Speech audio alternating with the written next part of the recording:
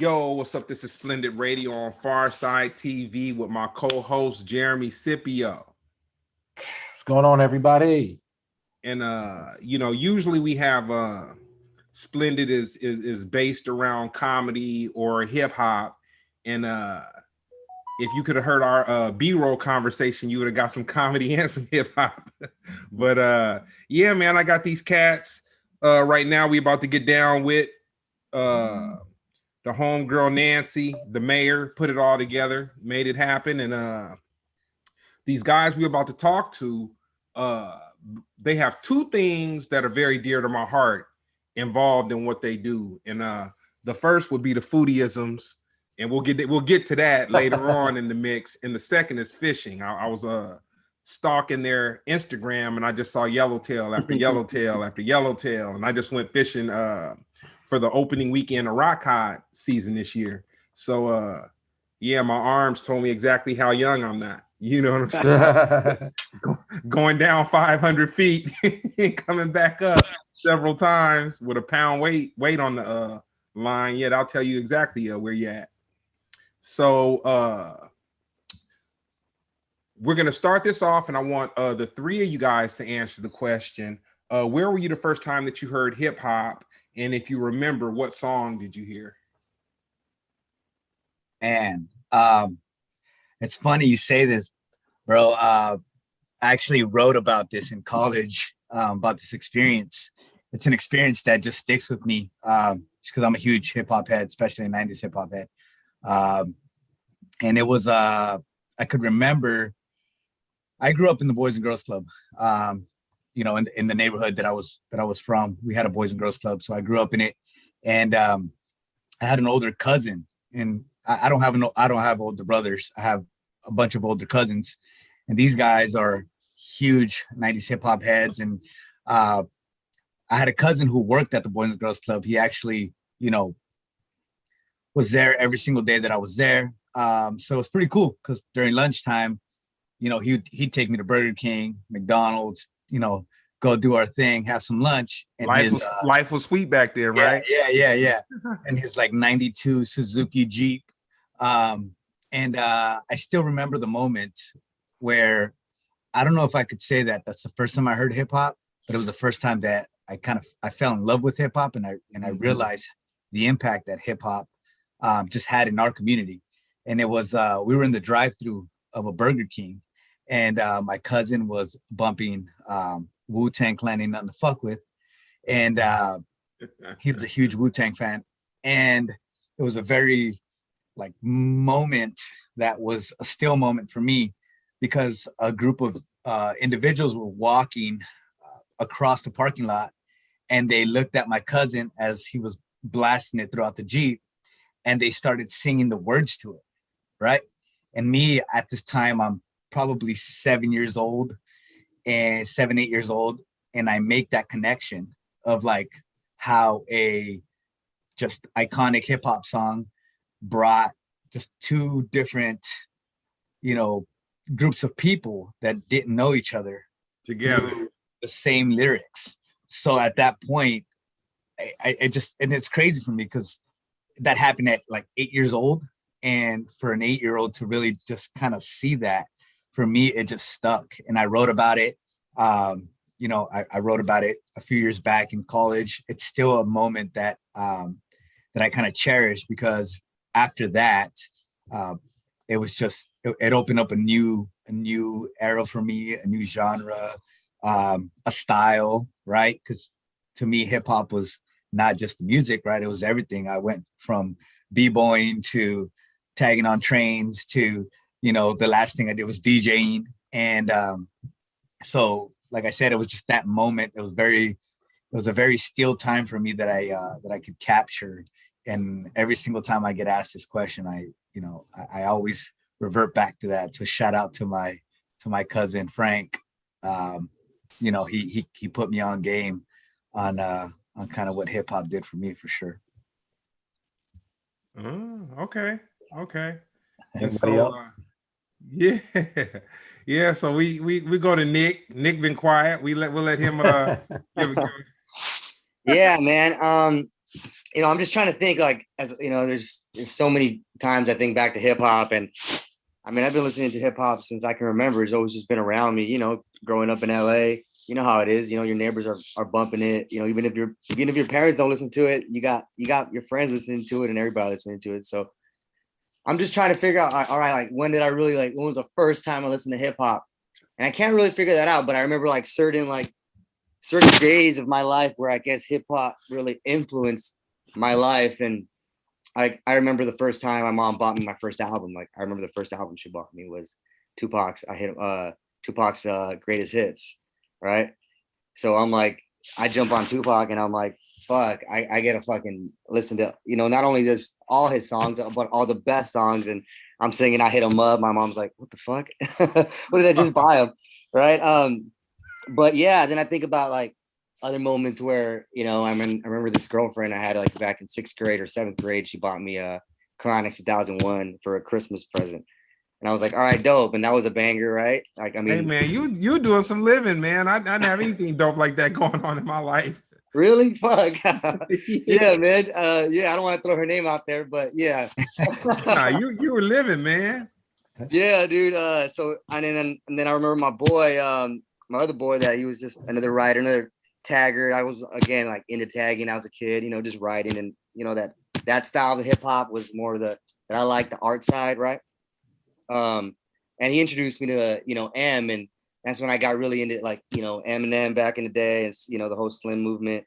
But I don't know, one of these moments I was talking to Lalo this today about like hip hop, and I was like, yo, you know what I remember? I remember as a kid, hanging out at Southgate Park, because a lot of my family, I grew up in East LA, Boyle Heights area, but a lot of my family lived in like all over LA, especially Southeast, Southgate area to be exact. And my older cousin Mike, and my aunt, my tia Jessica, they grew up with Cypress Hill, in Southgate. They went to high school in that area, so they threw on the cassette. I remember the cassette, like, oh yeah, I threw this cassette on. I'm like, the fuck, Dr. Green Thumb, all right. And I throw that on, I'm like, all right, cool. So I was exposed to like that style of music, but I don't know. I mean, I have different. I mean, my brother to this day, I mean, he's a hip hop head. He's he's an artist. Again, it's always been around me, and it's hard to say that when was it introduced to me. I think I was never really introduced to it. I just kind of grew up with it and I grew into it. Nah, it's kind of like it's your cousin. Y'all family, you didn't even know you was family. There you go. There you go. Yeah, man. Yeah. You can't say, I got something that'll blow your mind real quick before we get to Lalo though. What's up? I saw Eminem, and I've said this on the show a million times, and I'm gonna say it 1,000,001 times because it's amazing. I saw Dr. Dre do a showcase where he presented him at Florentine Gardens years ago. Florentine Gardens. No, but it wasn't the high energy night or nothing like that. It like he just rented the space out. You know what I'm saying? And I saw Eminem, like he did like a 15-minute set, and I remember the person that I was with. I was like, "This ain't gonna fly. Nobody's gonna go for this, man." So I said, back then, you wouldn't want me to be your A&R. You know what I'm saying? I was like, man, I was like, I don't get it. I couldn't catch it. I did not get it. But I'll say this, and then we'll go to Lalo. I'm gonna tell you what Dr. Dre is very good for, and a lot of people don't give him credit for it. What Dr. Dre does is he takes a battle rapper and he teaches them how to make songs. 50 Cent was like a mixtape battle rapper. Eminem, battle rapper. Like he took these dudes and threw production behind them and through structure and taught them how to like make songs. Like a song is like some bars, a dope hook, some bars. Taught them how to make albums, right? Yeah. From start to end, how to structure the story, right? How to tell the story. And if you look, you're right. The Chronic, Slim Shady's albums, holy shit. The Massacre, I mean, fuck, everything is like a story. Okay, totally. So 1 sec before we go to Lalo. So I've got to be honest. I went from saying, man, this is gonna be like the most unhip hop episode of Splendid we've ever had. I don't know how. Nah. See, and Jeremy, I give Jeremy credit. Jeremy has a DMX question in there. And I was when I read it, I was kind of like, dang, Jeremy, they might not know nothing about DMX. DMX is a global icon. I got stories. Period. Period. He affected he was all our father at some point. There you go. Yep. Hey, we're here to break the barrier of what you guys thought about veterans, all right? Yeah, that's what we're about. That's what we're about. Yeah. Real quick, and I know I keep cutting Lalo off, but this is the last one. My family's from Mississippi, man. We tell stories and we make barbecue. Yeah, that's what we do. Same thing. Let me tell you the first time I encountered DMX. It was at the House of Blues on Sunset, and Nas had a show. And so the House of Blues, it looked big, but it was kind of a small venue. Like it was, there was 2 levels to it or whatever. So I'm sitting in the back by the bar, and I'm looking, and I see a crowd of people move in from the back door, because you can't, like, you come in through the front, but nobody really wanted to come in through the front. You want to come. I mean, if it was just hell of a crowded, you just wanted to slip in and not be seen, you come through the front. But if you wanted to be seen, you walk around and then you walk from the back up. So anyway, they're watching Nas, and all of a sudden I hear this commotion, but from behind me. And so I look back, and it was like 30 dudes, and they're barking, and they're like moving. Since you guys know fishing, they're moving like a meatball of anchovies, and they're like moving through the crowd. And I'm like, what is this? And it was DMX and his homeboys. Like they came to say what's up to Nas, and they just like kind of moved like 30 people deep, just barking. So anyway, with that being said, what's up, Lalo? I got it off my chest. No. And that, you know what I mean? First time I was interested. You know what? I could say the first time I heard hip hop was Rappers Delight, Sugar Hill Gang. Okay. The first time I heard it. And I think the first real song that I was like, wow, this is interesting stuff. I'm a little older. So I was like, oh, this is cool. And when I first really got into it and started listening to it more, I was in 8th grade. And my mom gave me money to buy a cassette from Music Revolution. And it was the DOC. DLC. Underrated. Yeah. DOC. Formula. Underrated. They don't pay attention. And I saw it, I was like, man, and it said explicit content. And I was like, oh shit. So I took it to my room, unwrapped it, put it in my boombox, and plugged it in the wall, because I had like 8 batteries that were dead. So plugged it in the wall, hit play, and it was like, holy shit, it's a whole nother thing, And from that point on, that was it. The whack part about that is that the DOC, see, now we have social media, we have CNN, we have all these things where we're just like kind of like YouTube, we're overloaded with media, and we know about people's lives and everything. But I remember shortly after that album came out, when the DOC was he might had a couple drinks and was going really fast, and the car flipped over and his voice was a rap. Yeah. But that was like the first time that like hip hop touched me in a way that like we felt loss, like some type of loss. And I'm sure there was other losses going on, but it wasn't that he had died, because he didn't die, but it was just like, oh man, Dre got this guy, the DOC, so dope, the album, the formula, doom, doom, doom, doom, doom, all that. And then he gets in a car accident where his car flips, and then he can never talk. Well, he could talk, he could do some stuff with his voice now, but it was like so iconic. It was just like over. It was cut short. It was a career that was cut short. Imagine he really got out there and really started doing it. It would have been a whole different ballgame. Oh yeah, absolutely. I mean, he was, a lot of people, and they're not wrong for this. They give Ice Cube the credit for writing a lot of those early NWA hits, but they never really give the DOC his credit, obviously, because he's not big of a star. Well, he was that life fluid that was flowing through. I mean, that's the origins of gangster hip hop right there. A lot of people don't understand the influence, the impact that it had continuing on. So Speaking of which, leads into the next question. What do you feel like the best era of hip hop is? Don't all argue at the same time. Oh man, Let's all taking say it it at the first? same time. Let's all Who's say it at taking the it same first? time. One, Wow, two, three. I was all in the 90s. chat, man. The 90s. There it is. 90s, 90s, man. 90s. 90s. all day. You know, yeah, I think that even just given the fact that our age, right? Like, you know, we're all late 70s, 80s babies, I think the 90s was a very pivotal point in our lives, just due to the fact that during that age, you're just doing a lot of like figuring out, so of course music, pop culture is something that you absorb. And I think being in the areas or growing up in the certain neighborhoods and certain people, I think you take in a lot of that stuff. But I just think we're just so fortunate and we're so lucky that we got exposed to that. Nothing comes close. That's the first time I ever heard that boom bap sound. I could never get over it. And till this day, that's it. And yeah, there's no questions asked, man. That's not even an argument. That's from NWA to Eminem. I mean, come on.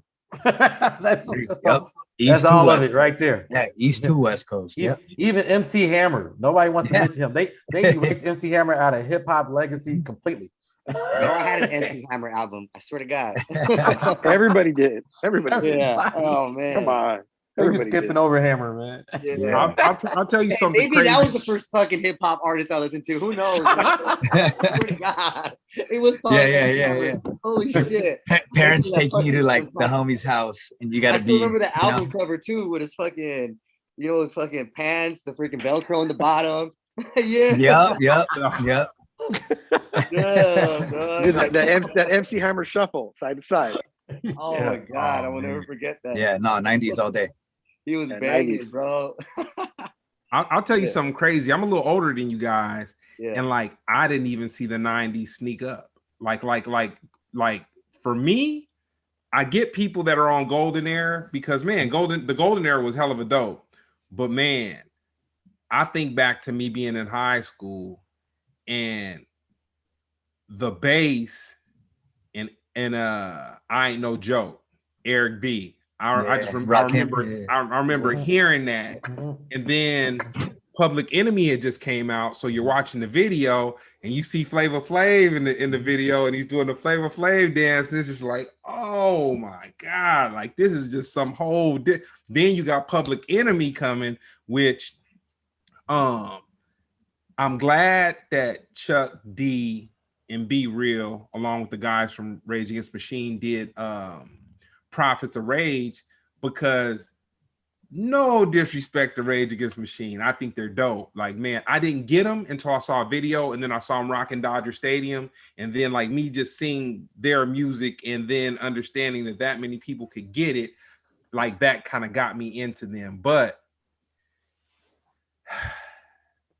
they were Public Enemy all the way, man. Very political, just the hard driving beats, just the whole. So that's kind of like my era. So my era was like 85, 86. I mean, you got the 82s, the 83s, the Beat Street and all that. But yeah, man, when you had Eric B and Rakim, you had De La Soul, you had Public Enemy. I was kind of like, man, can hip hop get any doper than this? But then you get Tribe Called Quest. You know what I'm saying? You got Tribe Called Quest. You get another De La album. You understand that you don't have to be pigeonholed. Like, okay, you got your gangster rap over here, but then you can have your rap that's not gangster rap, but the gangster rap had a lot of like old school funk and all that kind of stuff sampled in it. So you're kind of like, okay, you can relate to it, even if you're not into the lyrics, because that's kind of how you were raised, most people. But then you come with this other rap that's just some other stuff, the Digital Undergrounds and all that kind of stuff. And it's just like, oh my goodness. Well, Cool G rap was gangster rap back then. I think gangster rap changed what it was. He's the guy. He's the Godfather. Yeah. But he wasn't talking about shooting nobody though. You gotta redefine what gangster rap is. So we'll start with Lalo on this one.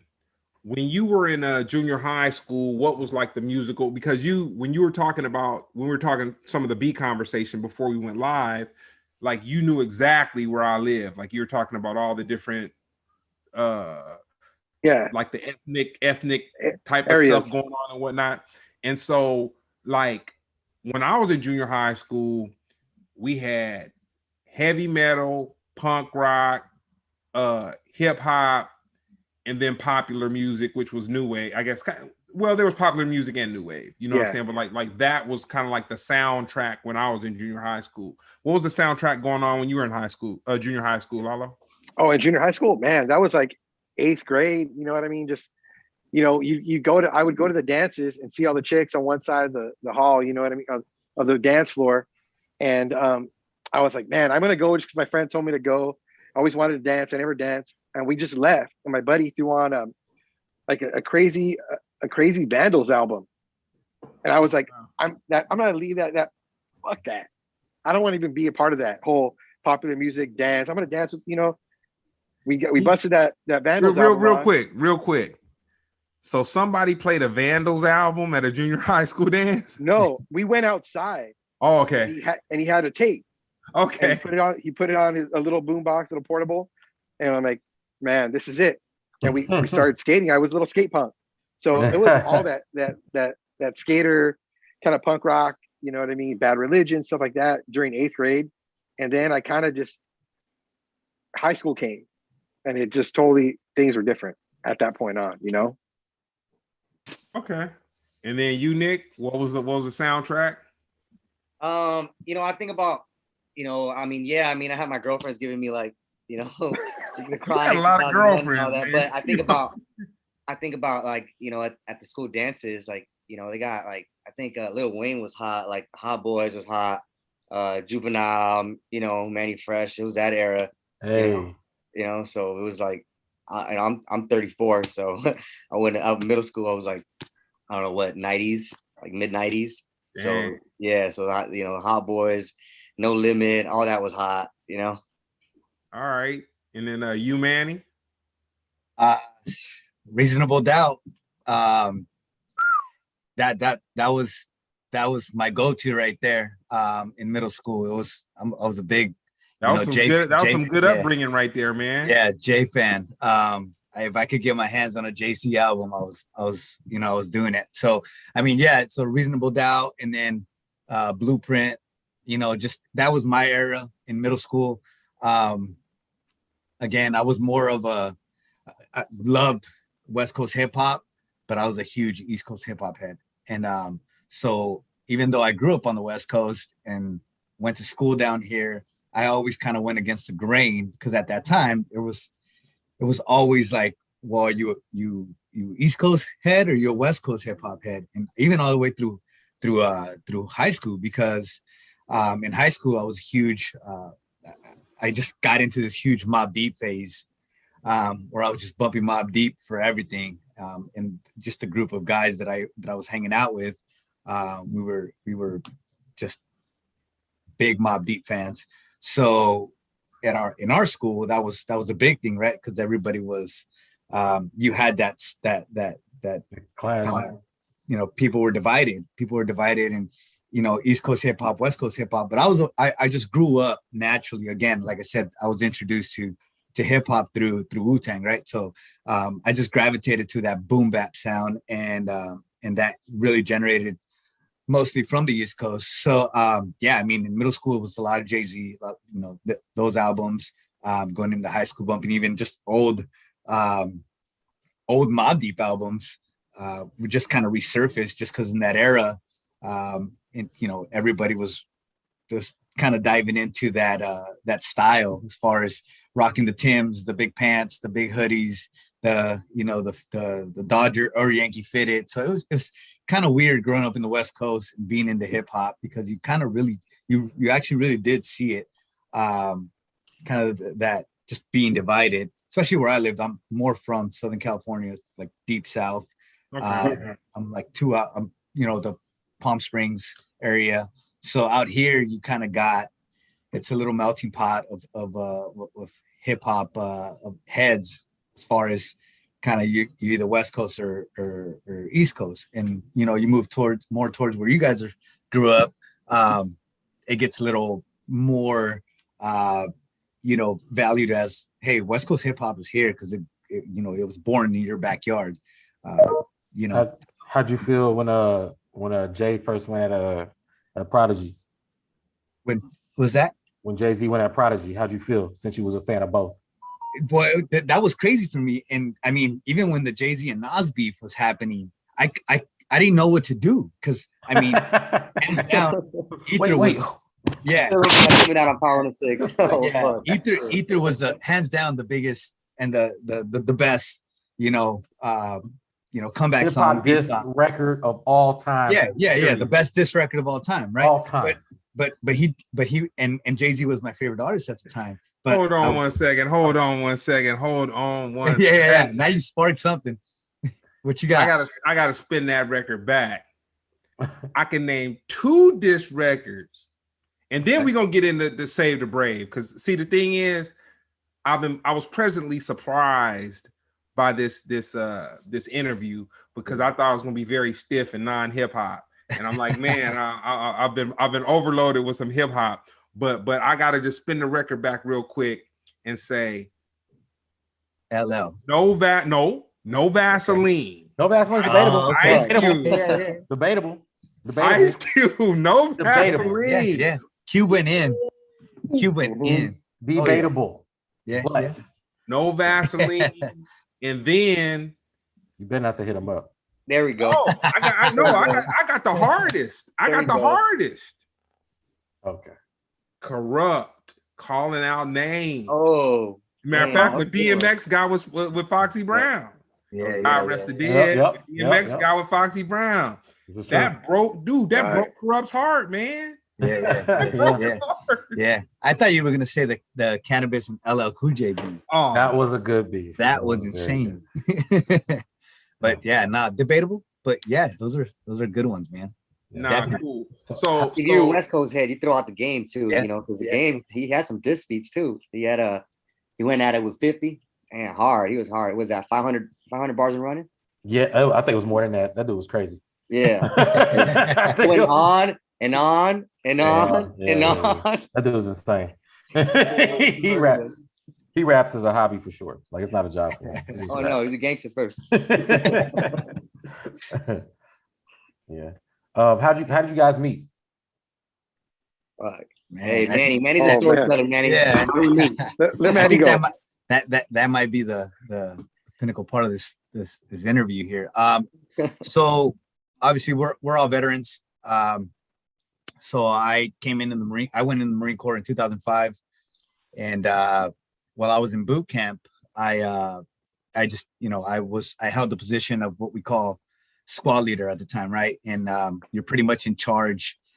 You're just as equally as worthless, right? When you're in boot camp, nobody's special, but you're technically in charge of like 13, 14 dudes behind you. And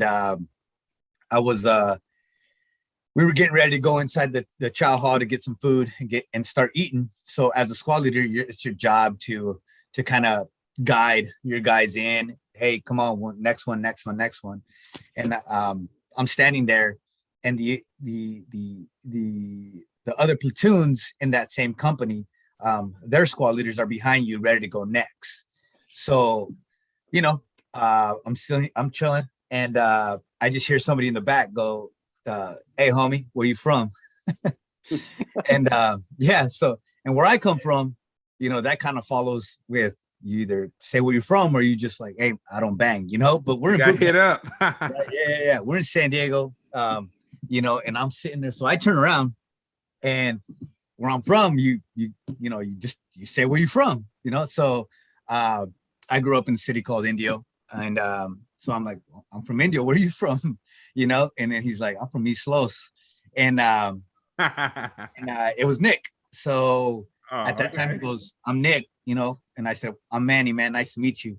That was 2005. We're now in 2021, right?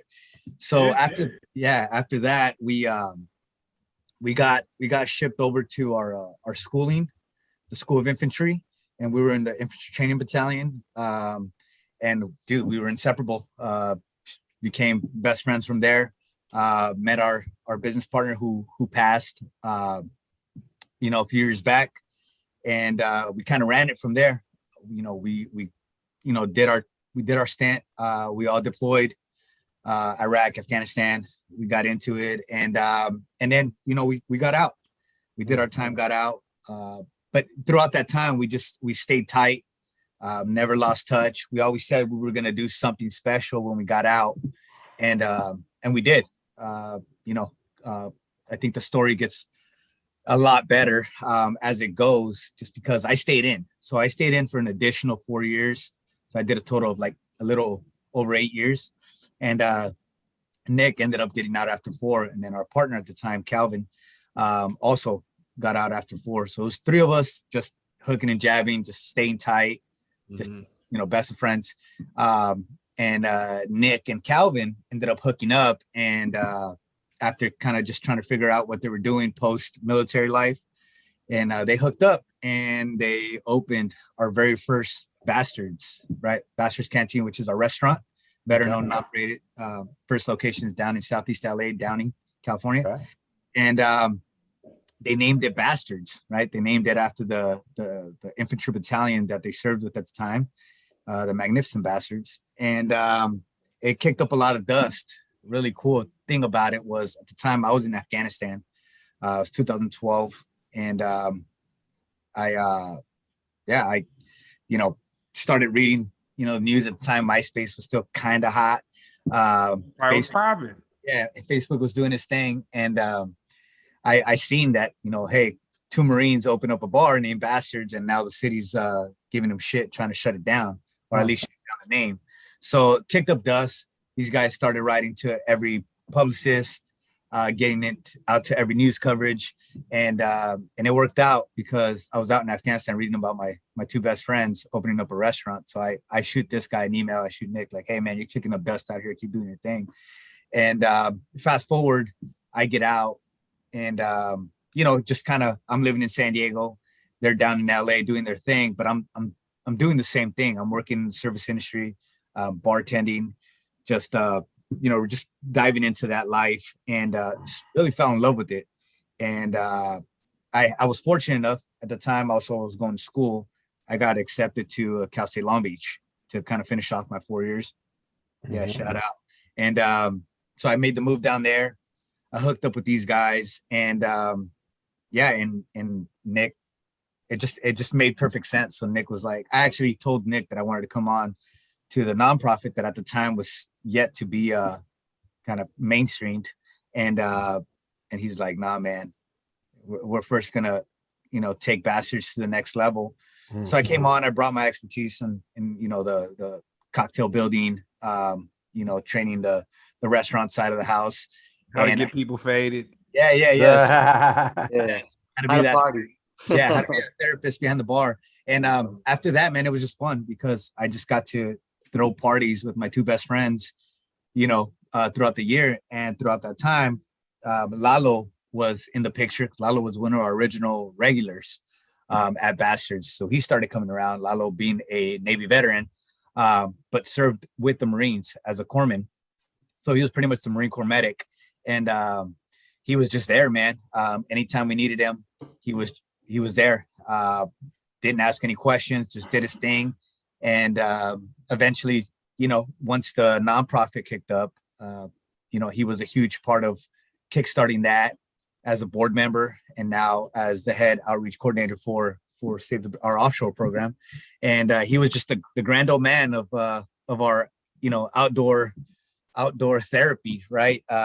This guy was taking us horseback riding when we were trying to figure out where the organization was trying to go to, right? As far as the vision, he's a huge, outfitter, and then taught me how to fish. I fished throughout my life, but in reality, this is the guy that really, just in detail, taught me how to fish, taught me how to tie my knots, taught me how to pick rods, pick reels, just really understand the game.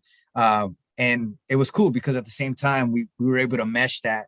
Lalo would be there on a Friday night when we're super busy. Me and Nick and Calvin are managing the floor, and we have tons of people going crazy. And, you know, we're trying to hold it down, and Lalo's there just lending a hand. You know, I remember Lalo, you know, washing glassware, washing dishes as a regular. You know, he'd wash dishes, come out, have his beer. What else do you guys need? You know, so it was really cool. After that, just we really kickstarted the nonprofit, and just we stayed tight, man. It was it's been a friendship that has been super, you know, valuable, you know, for my life. Because we pretty much do everything together now, man. It's, you know, and then I guess, you know, and we'll get into it as to how now we mesh our veteran nonprofit with our business, which now, you know, Lalo is part of as a partner. And so we're super stoked about that. But yeah, that's kind of how we came about, man. And, you know, we're still here. We're going on 9 years next month, being open, you know, for our first location. And then we're getting ready to open our second location down in the Temecula area, and which is super cool because we're adding a venue to that. And now we're again trying to mesh, you know, the love of music that we have with hip hop included to kind of how we now focus on delivering an experience through food, beverage, but now, like I said, you know, through music. I'm a huge reggae head. I'm a huge hip hop head, and I can say the same for the guys that are you know on my team. So, you know, it's a pretty cool and unique story on how we met. Unfortunately, we did lose our one of the original founding members of our restaurant, you know, another best friend of ours, Calvin Spencer, to a motorcycle accident a few years back. And honestly, it's really the foundation as to why we kind of keep pushing forward.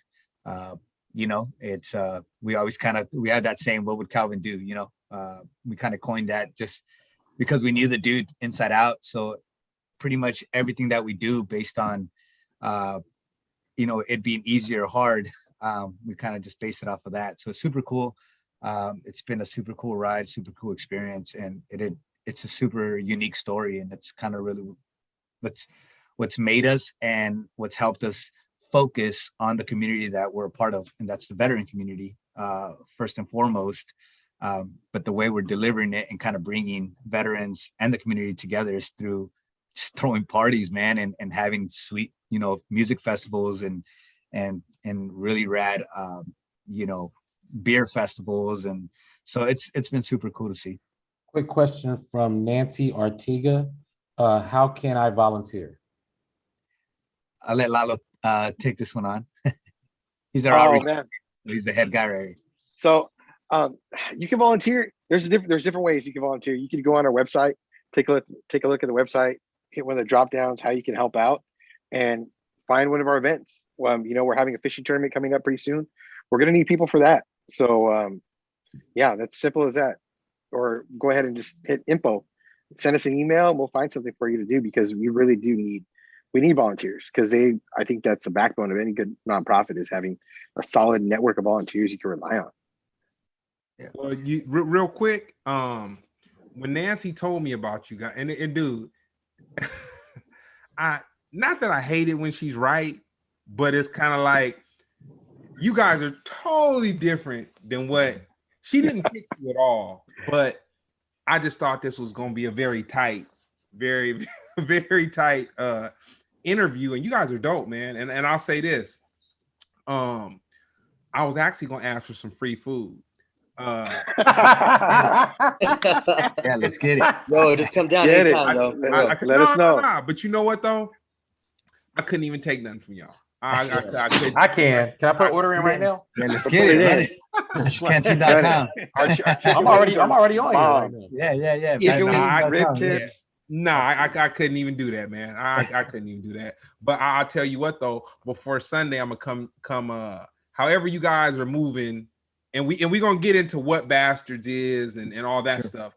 But I'm gonna get a proper amount of some cool food to you know, break bread with my people over the weekend, and just kind of like be in and out. But I love it when I think something is gonna be, and dude, I was solid that this was gonna be a struggle. I was like, okay, here we go.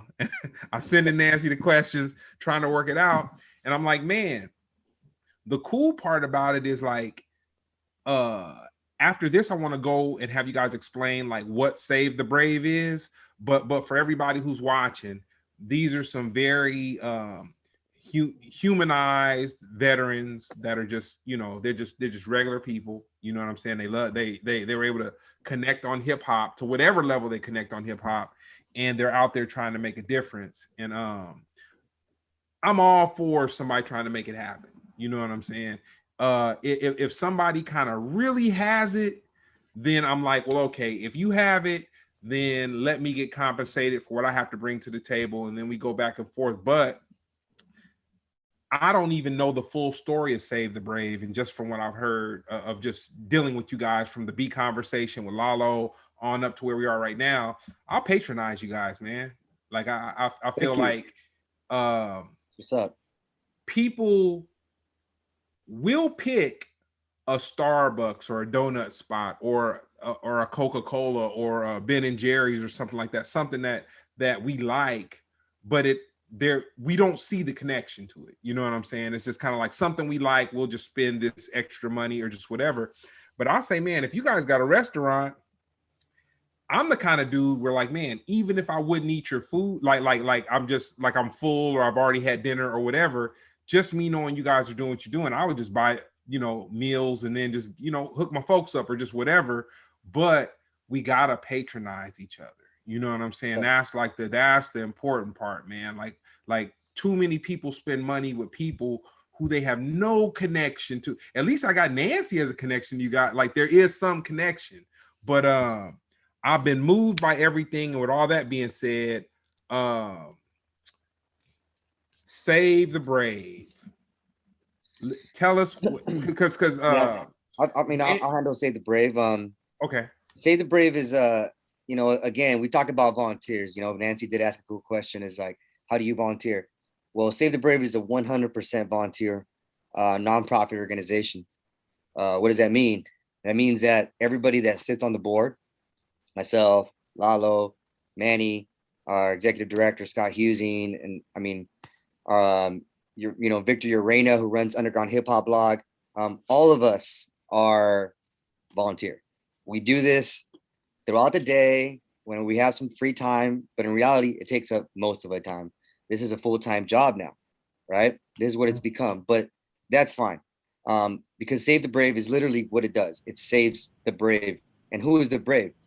The brave is who we call the men and women who fought for this country overseas, right? And why overseas? Because a lot of these veterans that come back don't get the support that they should have got from the VA, and that they get is the amount of support that they get is almost a slap in the face, right? So Save the Brave is here to bridge that gap that the VA doesn't fill, right? We're here to say, hey, a veteran might look at help and he wanted to go to the VA, but the first thing the VA is going to do is going to issue you meds, right? It's going to issue you meds. You're having a hard time. Here's meds, go to sleep. Here's the meds, go to sleep. They're never going to say, hey, you might want to go fishing, because there's stats out there that's saying that fishing actually relieves stress. It's never alternative medicine, right? So why do we say that? Because many veterans, especially from the OEF war, something that no one really knows. There's a lot of theories out there, but there's an average of 22 veterans that are killing themselves a day, and that's suicide. We don't know why. No one knows why. It's just something that's kind of it's embodied itself in the option that now it's an option for veterans when they're having a hard time, when things are not going the way they're going, the way they want them to go, when they can't adjust to life after the military, they're killing themselves. And again, these are people that these are family members, these are our brothers or sisters that you served with in battle, and they're coming back, and we're losing them here in states. So my battalion, we lost a lot of people overseas, but we're losing just as many here in the States. And the thing is that the VA is neglecting these simple facts and these simple stats, because they're too focused on pushing drugs at us, that they're really focusing on what's causing it and what's really it. So what we're here to do at Save the Braves is to give veterans an opportunity to go fishing, because we know that fishing works for us. It's an outlet for us. Save the Brave started in 2015 when I lost one of our squad leaders, Sergeant Simon Lickey. He ended up killing himself and ended up, you know, taking a gun to his head and blowing his brains out. Again, we were just starting Save the Brave, and it was something that, you know, I would Snapchat with the guy every other day. You know, I mean, it's crazy to know that someone's going through these problems and you don't know. Mental health is huge, and it's not just only military. Let me tell you, mental health is across the nation right now. It is affecting everyone, and we don't only discriminate and only take veterans. By the way, special cases, we will take anyone who needs to get out on the water and who we feel will deserve it, right? But again, with Save the Brave, that's what we do. That's an outreach program. That's not the only thing we do. What helps me is, you know, again, I grew up in the East LA community. I like to give back to my community. And so does Manny, so does Lalo. We host a community toy drive every year at the housing projects, at Ramona Gardens, at the Estrada Courts, at William Meads in San Gabriel Valley, Lincoln Heights. We do Coachella, a trailer park, Coachella. We distribute over 5,000 toys every year. Again, volunteer. This is all volunteer. So there's ways for volunteering. There's opportunities to volunteer. And again, you just go on our website, become a volunteer, fill out the application, and one of our outreach coordinators will get back to you. And again, Save the Brave is more than serving our veterans and serving our country. We serve our community. You know, just alone this weekend, we're going to serve 80 homeless in the LA Skid Row area, and we're working with a nonprofit that has nothing to do with veterans. But again, we believe that veterans can be that role model, right? That say, hey, we're not just about going overseas and doing a bunch of stuff that you see on TV. We actually take a lot of pride in our community and our country, and we take care of our country more than the average citizen. So, like, again, we're here to break that barrier and let you know and let the rest of the country know that we're average guys, man. Just wear ball caps, that we're not all, regular. Yeah, we smoke fucking weed too. Yeah, we drink beer. Yeah, some guys do. I don't. Actually, today's my 6-year sober anniversary of no alcohol. But congratulations. I smoke, and that's what I do. That's what relieves me. The VA would have never given me that outlet. But being on the water, smoking out there and just relaxing and just fishing, and it takes me to a different world, and I'm sure many other people that fish that are not veterans can relate. Lalo likes to say the tug is the drug, and you fish, right? So man, you've been on the yellowtail, right? You know what the tug and the drug is, right? It is nothing like something big hitting your line, and you just like, woo! Yep. There it is, man. And we want every veteran to feel that. Every veteran, everyone that's like feeling, man, because once you get hooked, it gives you a meaning. Because I know I want to get up tomorrow and go fish again. And you know what? Yeah. Maybe the bite's not good tomorrow, so I might have to wait till next week. And if that alone gave that veteran that extra day to fight because he was having a hard day today, well, then mission accomplished.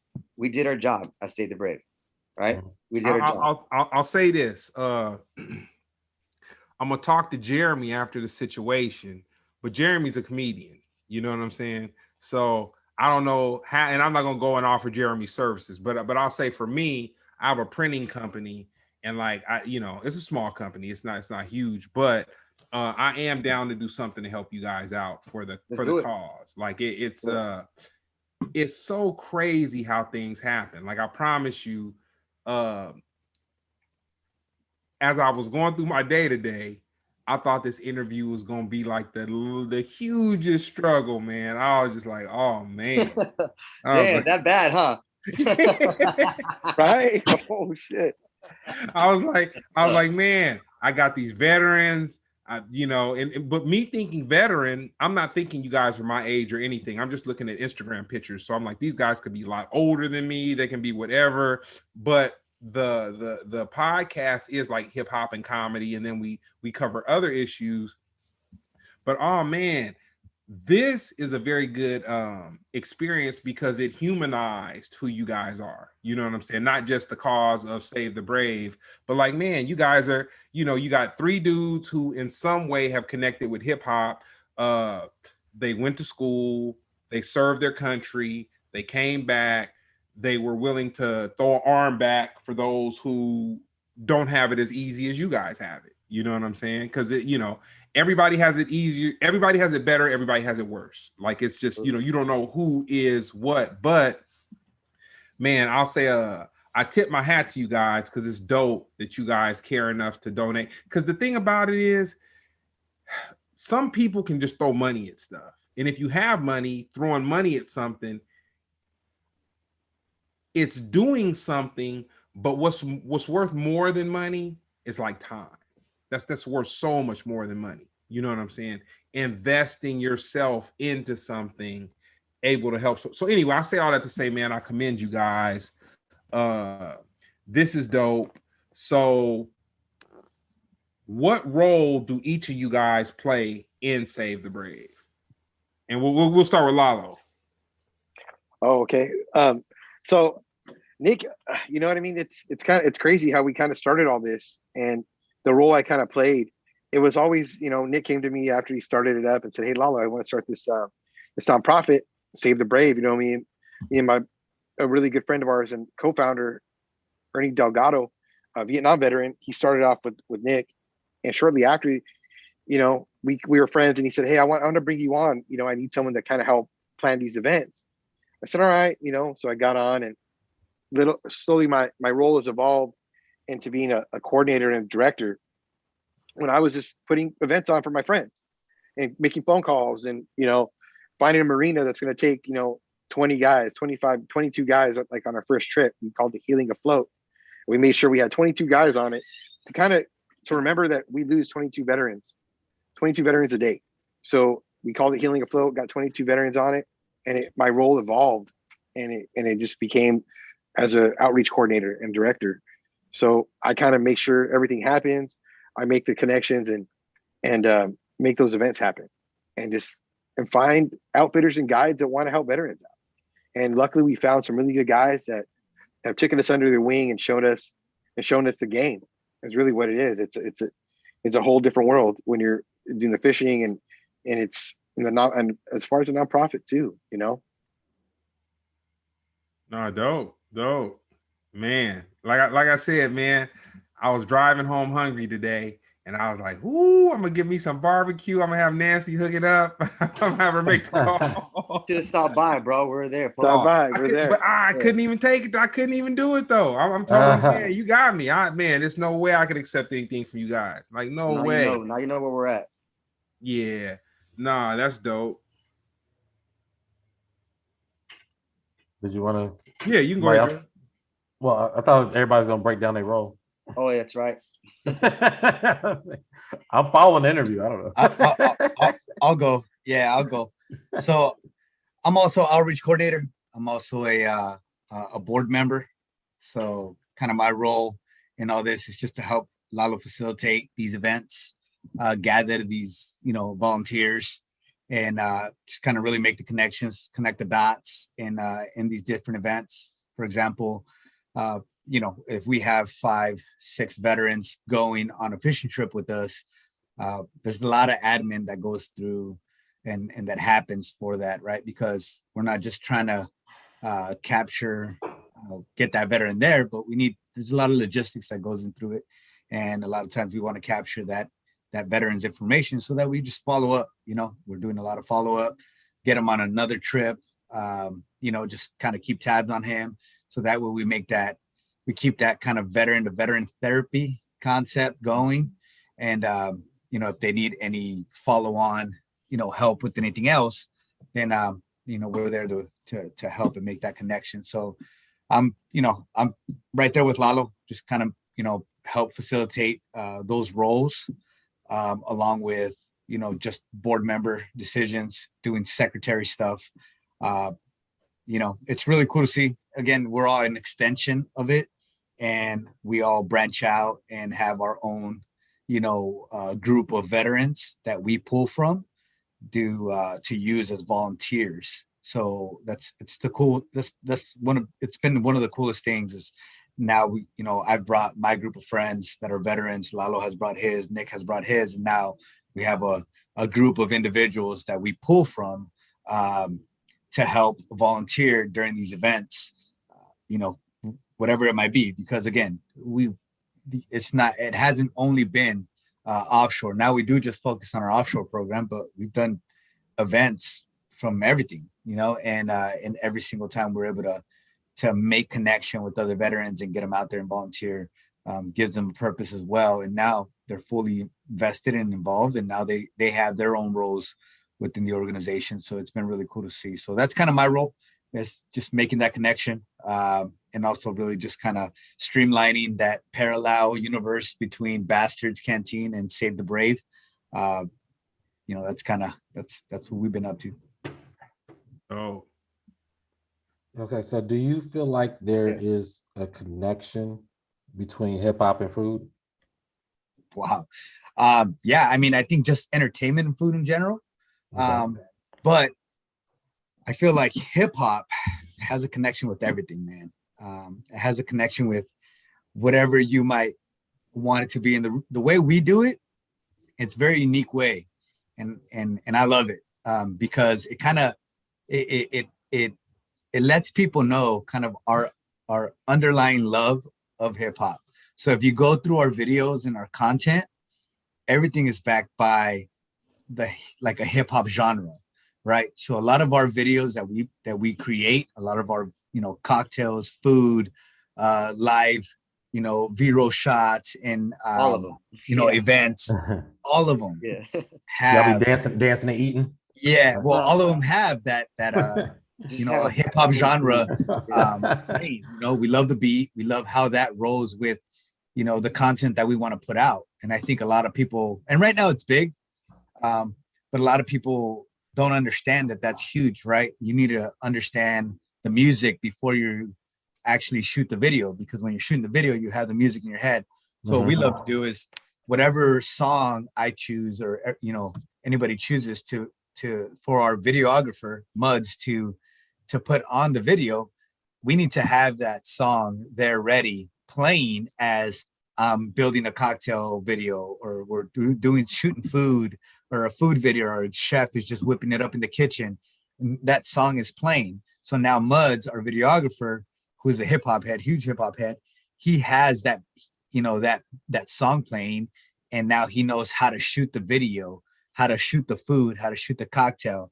And again, you can go into our Instagram right now, Bastards Canteen, and check out all our content, and every video has hip hop playing to every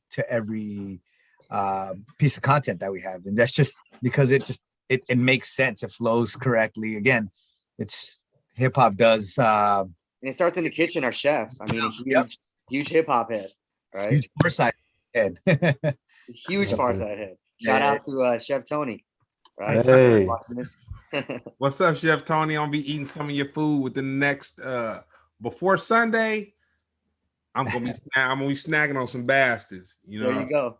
First of all, I love questions that have one-word answers. Your answers were beautiful, but to the answer to the question, is there a connection between hip hop and food? The answer is beef.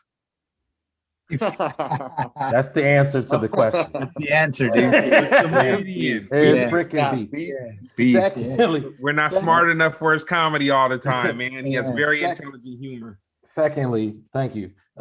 Secondly, there's a huge connection. Actually, it's like a bunch of songs. There's a whole article. There's articles written on the connection between hip hop and food. There's like songs and stuff like that. My personal favorite is Collard Greens by Kendrick Lamar and Schoolboy Q. That's right. Schoolboy Q. You got Eggman by the Beastie Boys. You got technically Juicy, because of Juicy Fruit, the Biggie. You know, he had a Cream. You know, Wu-Tang Clan. Come on, guys. Right. Was it actually what he say? Oh, he said lunches, brunches, interviews by the pool. Okay, cool. That's What else we got? We got What's Beef. We already covered that. Outkast does a lot of their songs has a lot of food in it too. You know, it's that southern hip hop throws out a lot of food, man. That's a lot of the base of kind of their culture is that southern hospitality food. So there's a lot of, you know, hip hop groups down south that you know, like a big group that I grew up listening to, Nappy Roots. A lot of it had to do with. Man. Come on, man. So how do you guys come up with the menu? That's my, you know, foodie in me.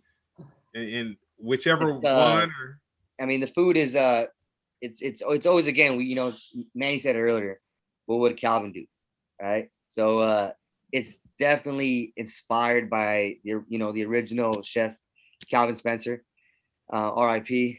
So a lot of Tony's influence, Tony. Here's the thing about Chef Tony, we really believe in mentoring, right? I mean, it's huge, right? Even with not only vets, we believe in, we don't only build burgers, we build people, right? And building people starts off from the ground up. They asked me the other day, hey, who's your most important, guy in the restaurant, or who's the most important person in the restaurant? I said, the dishwasher. He said, why? I said, dude, nothing gets done without that dishwasher. So much happens that he's the backbone. He's the backbone of the restaurant. People don't even know it. That dishwasher's gone, you're gonna have a long night. Believe me. True. Right? Very true. So Tony, Chef Tony, he started off as a dishwasher, right? Started off as a dishwasher, growing up, again, bumping nothing but under that hip hop in the back of the house, just seeing this kid grow up. We've seen this kid grow up, and from a dishwasher to a prep cook, from a prep to a line, from a line to a kitchen manager to executive chef. It's crazy. It's crazy how you see these kids grow. It's mentoring is huge. I think it's big. You see it a lot in the hip hop community too. Those are the best artists, right? Those artists that had mentoring, like Dr. Dre, those artists that he was able to mentor, right? Sometimes we don't see these pieces coming together, like you said earlier. Like, we didn't know that Save the Brave was going to get this big. We didn't know Bastards was growing this much. It's just kind of happened. And next thing you know, we're like, oh, fuck. Like, it's kind of grew up. Like, it's bigger than we thought it was. Like, that's kind of dope, So it's good to see people grow. It's good to see the business grow. And it's just again, just life. Just keep pushing and just, positive vibes. Yeah. And to answer your question, as far as the menu, it's just it's a huge collab as to, what's relevant right now, but also what tastes good. And we're constantly scaling. We never change our concept. We always focus on scaling it, so when we're building our menu, it's you got to get out there, man. We do a lot of R&R, we're always in restaurants. We'll travel places just to go check out the restaurants in that area to see what they're serving. So, I mean, how we come up with the menu, it's through collab, teaming up with our chef and getting him out there and seeing what works. And a lot of times, sometimes if it doesn't work, cool. But yeah, we're not afraid to fail. I'll tell you that much. We failed many times, and it's fine. It's fine. You're not always going to have. Our goal is to be able to make the best food every single time again. But it's more than food at Bastards. You go to Bastards, it's an experience. Just like hanging out here at the podcast, with you guys, it's an experience, right? So being at the restaurant, walking in, feeling the music, feeling the vibe, feeling, just from point A, to Z, to when you walk out, we want you to have a great time. And that's the same thing with fishing. When you go fish with us, it's Save the Brave. Like, we make sure that when we meet you, you like us, and then when you leave, you're gonna like us, because at the end of the day, we want you to know that we care. Everyone matters. Everyone that walks into the restaurant, all our employees, all the vets, you guys. We just met you guys, but we already have a great relationship with you guys. I'm sure we're gonna even develop an even better relationship with you guys. Oh man, for real. But again, mesh through what? Through hip hop and food, right? Yeah. So that's. I mean, does it have something in common? Obviously, put us together today. Absolutely. What would you say is your signature food item? Oh shit. I would say our rib tips. I saw that on the menu. That looked good. I want to say our Bastard burger. Oh, okay. Our Bastard burger. Yeah, you know what? Our Bastard burger. They go head to head. Let's say the classic burger. Yeah, they go head to head. The classic. So we're just giving you what our favorites are. Yeah. You guys are in Downey? Yeah. Downey, Cross Street. Downey in second. So if you really Downey in Firestone. Okay, so Firestone. Oh, so I can hit. Okay. Yeah, man, the foodie. I'm full, man. I came home and made a steak quesadilla. You know what I'm saying? It had a very good dinner. All right. And but the talk of these things that you're discussing right now, these meals, I'm like, okay, so how are we gonna work this out tomorrow? How we? Yeah. How we go? So the rib tips. So okay, so the rib tips, the burger. And real quick, what suite do you guys have? We got a lot of sweets, man. Well, mainly our sweets come from our cocktails. So we have our general manager, who also runs the bar, has been putting out, and he's pretty much in charge of putting out all the new cocktails. A lot of it has been a lot of sweet base. But we also do, we've done stuff from ice cream cookie skillets, churro sundaes. We've done cannolis. We've done, yeah, man. Man, I hate to do it. We've constantly been. I just hate to cut you off, man. If you got bastards, you talking about rib tips, you talking about burgers. My man Lalo said he dabbles in the smoking. Y'all gotta have some banana pudding, man. Yeah, Oh, we had that too. We had that. We've had it. Yeah, we've had it before. Cobbler, Yeah, we've some had it. cobbler, some 7-Up cake. Just, You know what I'm saying? Yeah, we've done it. We've done it. We've dabbled in it. We've had it. Again, it's constantly evolving. We're constantly evolving the menu to fit the demographic that we're trying to cater to, and that always changes as well. And that it changes with, I mean, it's changed now, right? Your demographic has changed due to the fact that we had to shut down for a total of 6 months last year. So it's like, how do you bounce back from that? Well, you stay relevant through putting it in people's faces, but also you got to understand who are the people that are going to be out, who want to be out, right? And what kind of people you want to attract. Right. At the end of the day, that always is the forefront of how you develop your menus and how you train your staff and how and at the end of the day, you got to always think about the experience you're delivering, right? Because if somebody comes in and has, a bad experience, they're going to go out and tell 80% of the people they know, right? But if they come in and have a great experience, they're going to go out and tell 10% of the people they know about their great experience. So you always got to be kind of operating with those numbers and the odds being against you. So you're constantly having to stay relevant and changing. A lot of these mom and pop places don't, which is great. And I love them, right? But in order to grow and really streamline your business and your company, you got to be able to stay relevant. And I mean, we're on the show, right? Our marketing's on point. Our marketing team is amazing. Our content that we're putting out is, I love it. And it's keeping us relevant because it's constantly in people's faces. So now people have to come and see what the hype is about, right? But that does put a lot of pressure on our team to have to kind of live up to that hype. And in order to do that, we have to make sure that we're developing our menus and constantly staying, changing and staying relevant, but also making sure that we stay, loyal to, our foundation. And again, our menu doesn't, we're 2021 and it's different. Christine Sue wants trip or to be a part of the organization or to be a part probably of organization. She didn't really be specific. We can answer both. If you go savethebrave.org, so that's www.savethebrave.org, sign up for a fishing trip. You'll hit that tab, or you also can do the drop down tab, which is outreach programs, and you'll see offshore fishing. Sign up, enter your name, first name, last name, email address.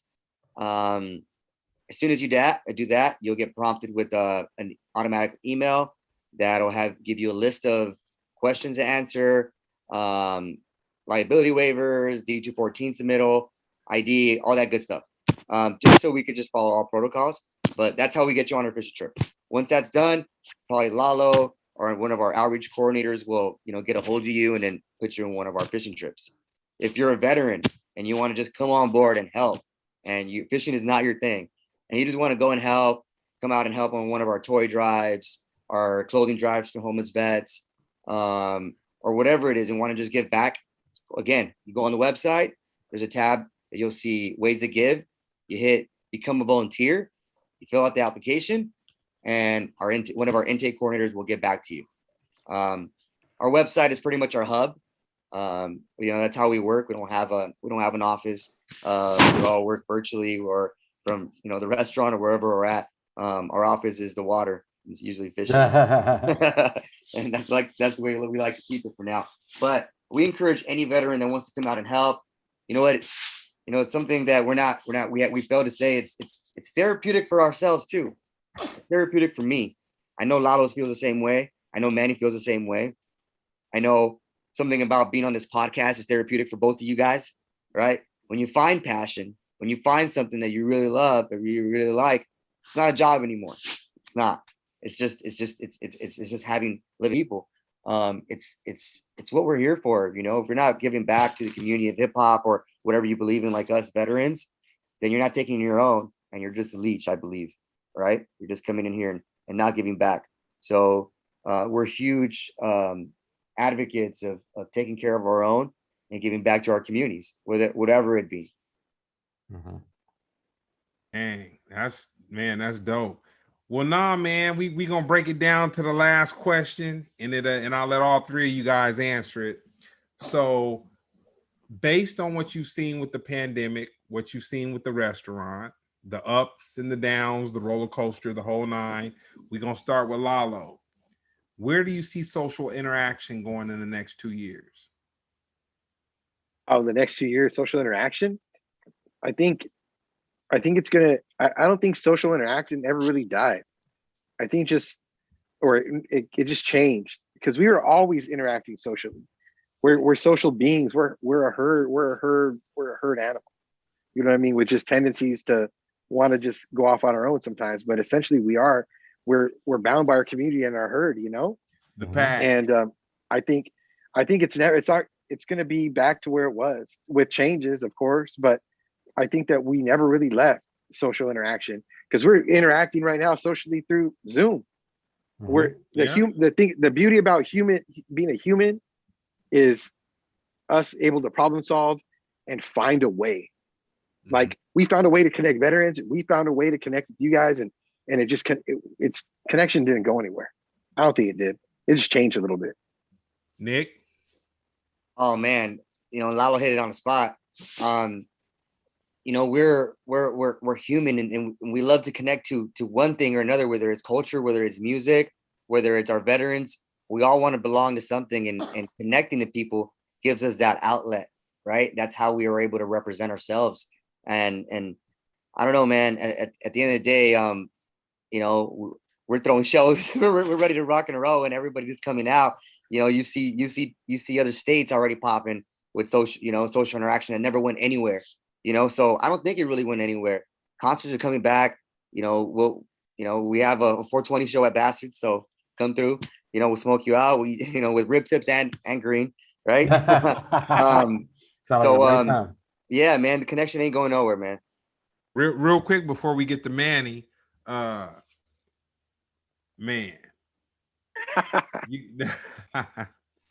man, you guys are dope, man. You guys are dope, man. I really, I got a lot more out of this than what I thought. And not that I was just feeling like I'd be underwhelmed, but to hear the story. And I purposely didn't read too much up on you guys because I wanted to I didn't want to prejudice myself. I wanted you guys to tell your story. And I think you guys did a great job humanizing you guys, because it's like you guys are regular dudes. You know what I'm saying? You happen to serve our country, but you guys are involved in a cool situation with Bastards, Save the Brave. That's really dope. You know what I'm saying? Because I think that we all need to help where and how we can help, because some people look at it like, well, man, why am I going to help somebody? I need to help me or whatever. But people don't understand the other people are you. You know what I'm helping saying? yourself more than you know it. Yeah. They're going to affect you. Yeah. So if they not right, you're not going to be right. You may think you're going to be right, but if you're living around people that ain't right, it's gonna spill over. So with all that said, man, I want you guys, we need Manny. He didn't say how he felt the social interaction was gonna jump off.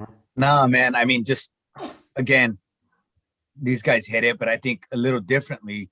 It would be it's evolved, man. It's evolved to something that none of us know or are used to. It's evolved due to the fact that you have outlets now, media outlets that are just through the roof.